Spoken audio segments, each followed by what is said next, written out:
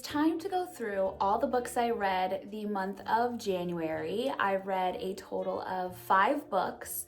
1 was on my Kindle, 2 were audiobooks, and then 2 were physical books. So let's dive into it. The first book that I read was The Love Haters by Katherine Center, and I rated this 4 stars. Katherine Center is one of my favorite rom-com authors to read her stories. They are always so easy to read and they are always so funny, and I just love her stories because they're really easy to get through. So in this story, we're following our female main character who is a video producer, and her job is in jeopardy. She ends up taking on a big project that hopefully will save her job, where she has to do a profile on a Coast Guard rescue swim diver, I think something like that. The big problem in this story is that she doesn't know how to swim, and in this gig she is going to be required to swim and go along on these journeys with this Coast Guard. Hi! Good afternoon. Oh, I love you. Thank you. Thank you. You good boy? You're a good boy. Okay, can you go sit down now? Anyways, so with this problem of her not being able to swim and navigating it, we see our 2 main characters work together as he is trying to help her learn how to swim. Something that I thought was really beautiful in this story was the way that our author talked about struggling with your body image and facing some fears that you have, which I think she did a really good job keeping it lighthearted and fun, but also having a few little deeper topics as well to relate to. And I really enjoyed it. Next up, I listened to Regretting You by Colleen Hoover, and I rated this 3 stars. This just came out as a movie, and so before watching the movie, I wanted to read the book. And we're basically following a mother-daughter duo who has a very complicated relationship, and the husband is kind of the one that keeps the family together, and he is involved in a tragic and kind of questionable car accident that then kind of flips their life upside down. And so we're just following this mother-daughter dynamic, navigating grief, navigating their relationship, and just the entanglements of family. Both of our female main characters end up turning towards some kind of relationship that you don't anticipate them turning towards to find comfort. I will say in the book, the daughter I found to be a lot more obnoxious than in the movie. But overall, it was a pretty good read. It wasn't my favorite, but it also wasn't terrible, so I enjoyed it. Next up, I listened to Atmosphere by Taylor Jenkins Reid, and I rated this 4.5 stars. This story is so beautiful, so heartbreaking and tragic, and such a timeless piece of literature that I really enjoyed. I was crying at the end of the book. We are following Joan, who is obsessed with the stars, and she gets an opportunity to be one of the first women a part of NASA's space program. So we're basically following her and a bunch of other individuals that are a part of this program as they're preparing to take a trip to space. I think that this story is so important because it really discusses the way back then, I think it was maybe centered, I want to say in like the 70s. I could be so wrong. I can't remember exactly the timeline, but it was a while ago that this story took place. And it was fascinating watching a bunch of women navigate a male-dominant career. And so I think it was very empowering. It was really infuriating at times, but also such a special story. It was truly a heartwarming yet gut-wrenching story. And another aspect that I really enjoyed was it was dual timeline. So you start the story off sort of knowing how it's gonna end, but you don't know how we got there. And so then you're kind of bouncing back and forth between the timeline.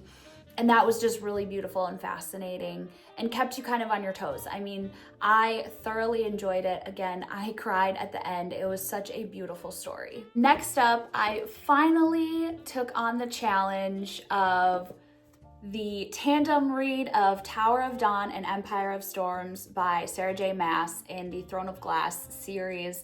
I rated both of these books 5 stars. I absolutely loved these stories. You have to do the tandem read if you have not read these books yet, or even if you have read it, I would suggest rereading it and doing the tandem read if you didn't. It made the reading experience so much fun.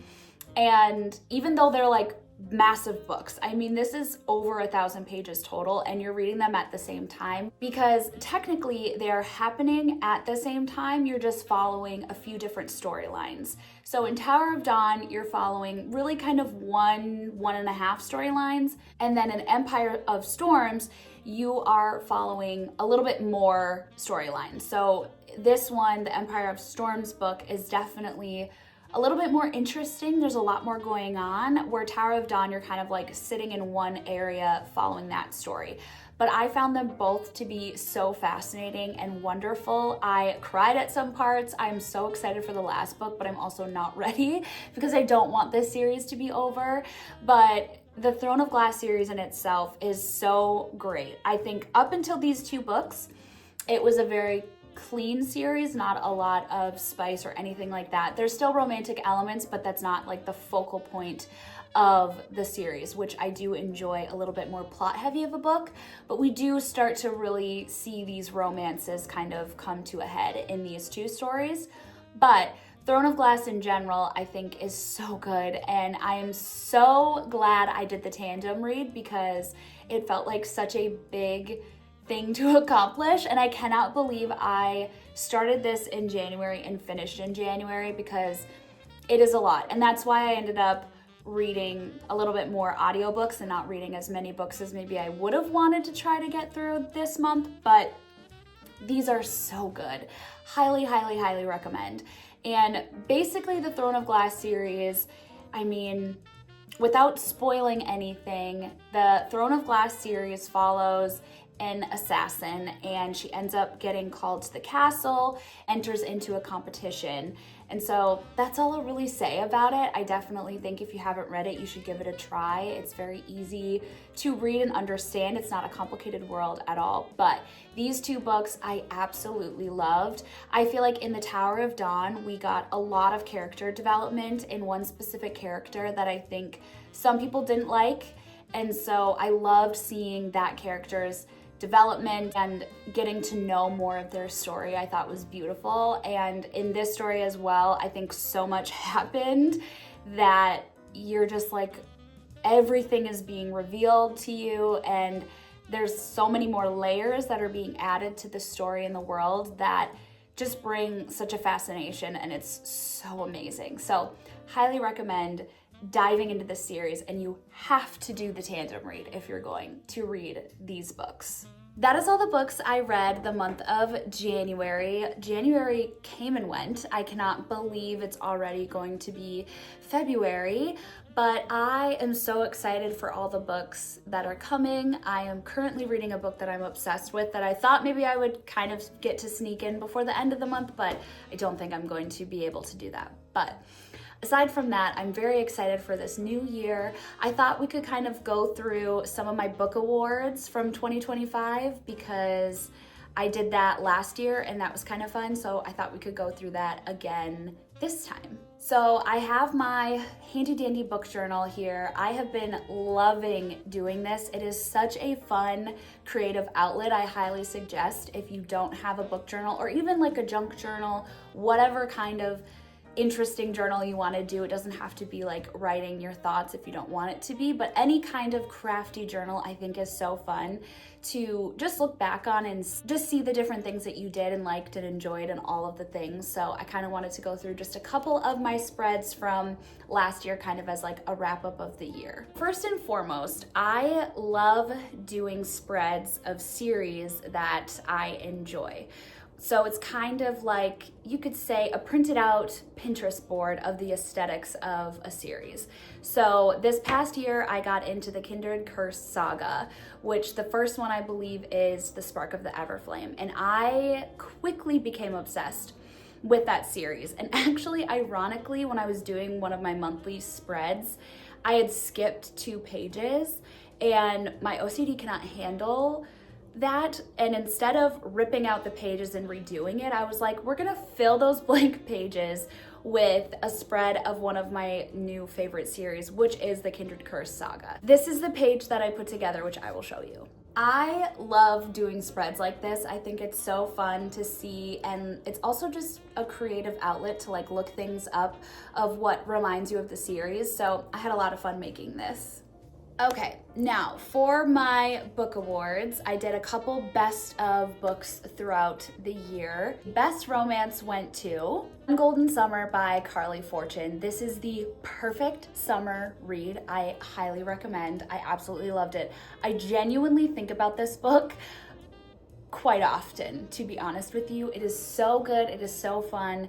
The banter's great. The entire story in itself just makes you feel like you're at the lake with these characters, and I highly recommend. The best fantasy I read last year, and that was Queen of Shadows by Sarah J. Maas, and this is part of the Throne of Glass series. I remember being so obsessed with this one. I loved it. I couldn't put it down. There was so much going on, so many things being revealed, and more layers getting added, so I loved this book. The best thriller, and that was None of This Is True by Lisa Jewell. This was truly one of my favorite thrillers, or I don't even know if you consider it a thriller. I guess it's maybe more mystery. I don't know, but it was so good. The audio is 10 out of 10.